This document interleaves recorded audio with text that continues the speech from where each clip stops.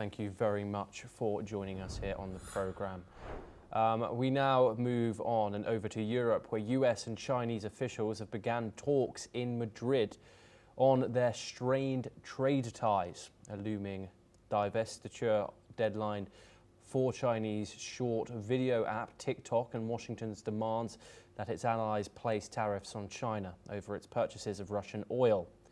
US Treasury Secretary Scott Bessent and US Trade Representative Jamieson Greer arrived shortly before Chinese Premier Li Haifeng and Chinese top trade negotiator Cheng Gang at the Baroque Palace de Santa Cruz, which houses Spain's foreign ministry in the Spanish capital.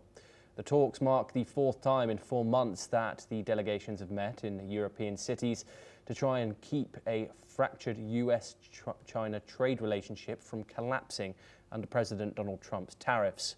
The delegations last met in Stockholm in July, where they agreed in principle to extend for 90 days a trade truce that sharply reduced triple-digit retaliatory tariffs on both sides and restarted the flow of rare earth minerals from China to the United States.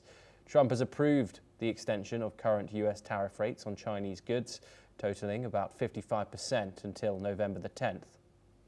We are now joined by William Yang. He is a China analyst and he joins us live from Taipei, Taiwan. Thank you very much, William, for joining us here on the programme.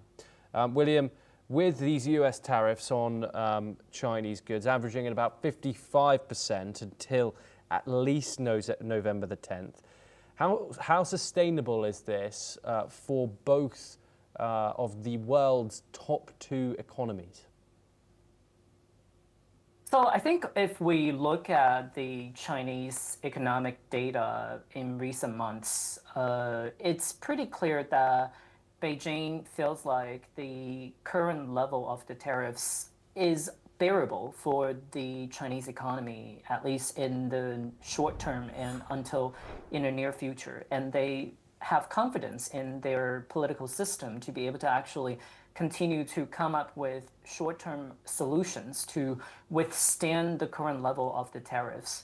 And because of the US reactions to the Chinese decision to temporarily suspend the export of critical minerals, Beijing continues to believe that the momentum is on their side and they have more leverage over the United States to extend the current level of the trade negotiations. So I think the Chinese is going to continue to wait for the first signal of concession from the United States before they actually agree to make further concessions. And when it comes to the current round of the talks, the Chinese state media People's Daily published a very important opinion piece earlier today saying that Beijing will be looking at the TikTok discussion as the main point of potential progress from their side, which means that basically they are hoping to see a acceptable level of the deal presented by Washington, and then they would potentially approve it. But if there is no consensus on this particular topic, then basically from the Chinese perspective, they would view this round of the trade talk as futile and not successful from their perspective. William Yang, thank you very much. Some brilliant analysis there. Well, that is all that we